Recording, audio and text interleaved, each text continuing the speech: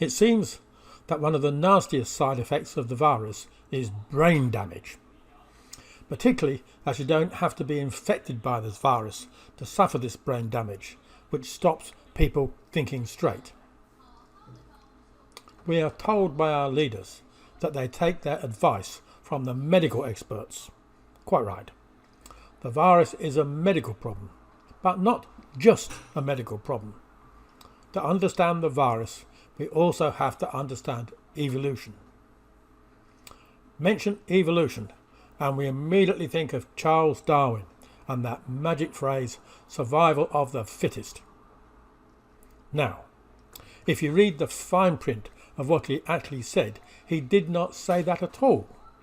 What he said was that survival comes from the ability to breed. If you don't breed, your species goes extinct, probably without even getting into the books. The phrase survival of the fittest came from the Victorian British aristocracy, who had this great desire to go around the world killing people, which they could justify by saying survival of the fittest. If they had actually read what Charles Darwin actually said, they would have gone around the world making babies. But that was left to the lower classes and the convicts. For the record, I want to say that my ancestors were peasant farmers and the village blacksmiths, and they did not go around the world killing people. They stayed at home and made me. Now, the facts about COVID: it does not want to kill us. It wants to breed in us. And when we cough or sneeze, pass its offspring off to continue the breeding. That is the way evolution works.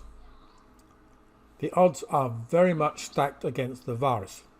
It has to contend with our immune system, which is a pretty sophisticated system, which normally just kills the virus off in no time flat. But the virus has two tricks up its sleeve, which makes it an incredible foe. First, it can change its form very quickly. One day it's red, the next day blue, then purple, so our immune system has a job catching up with the virus to sort it out. The second trick is that it attacks our brain, completely destroying our capacity to think straight. And even better, you don't actually have to catch the virus to have your capacity to think straight destroyed. Now, you can still think straight, just follow this argument. Most people who catch the virus don't die. Many don't even know they have caught the virus, and it has been promptly dispatched by their immune system.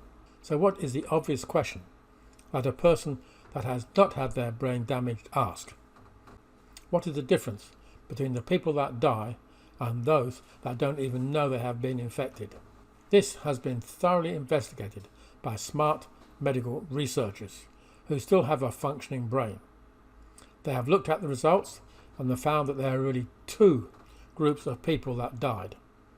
The first group were eating a crappy diet.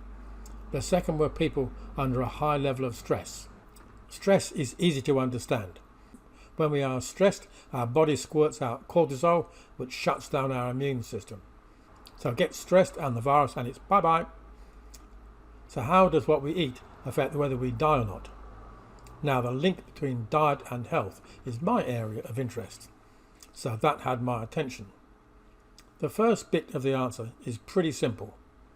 Most of our immune system lives in our guts, which is full of bugs, or more correctly our gut biota. But here is the catch. There are good bugs and bad bugs. If our guts are full of the bad bugs, we are likely to die.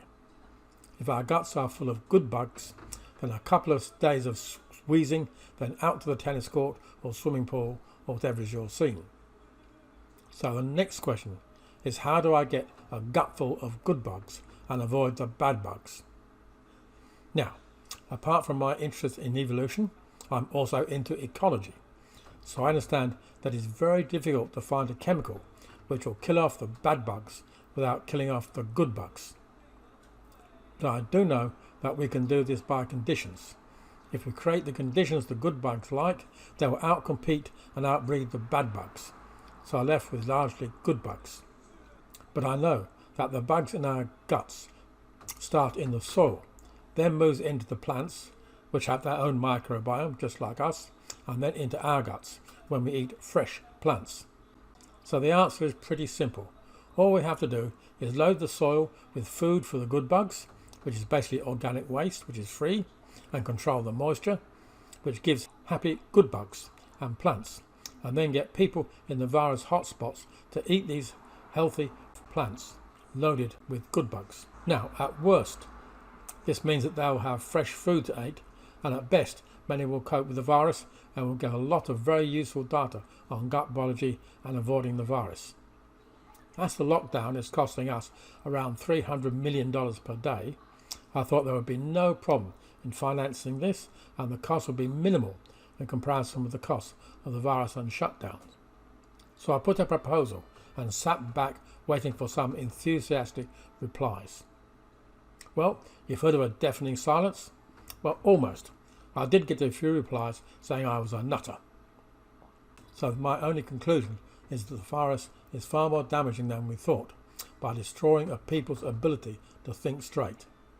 But just in case there are a few people out there with the thinking capacity still working, I thought I would make this video and hope someone goes to my web, gbiota.com, look at the videos, which I've cleverly hidden under the menu item video, and read some of the articles, which again are hidden under blogs and growing, and then just sit back and hope that someone clicks contact me and sends me a message saying, "Can I give you a hand?"